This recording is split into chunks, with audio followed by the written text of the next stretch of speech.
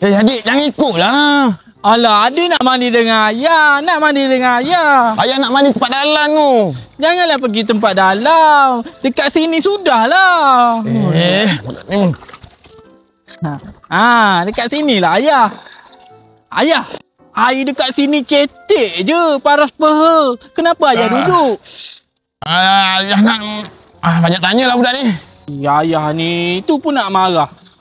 Ayah, siapa nama kawan ayah yang bawa kita satu keluarga datang pula perhentian ni?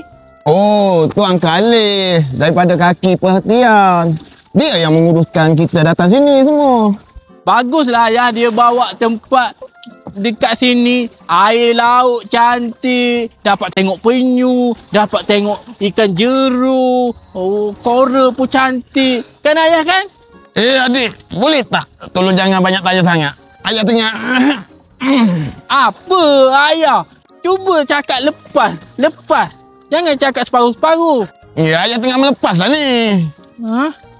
Lepas apa ayah? Tai! Ayah berak! Kan ayah cakap jangan ikut, nak ikut.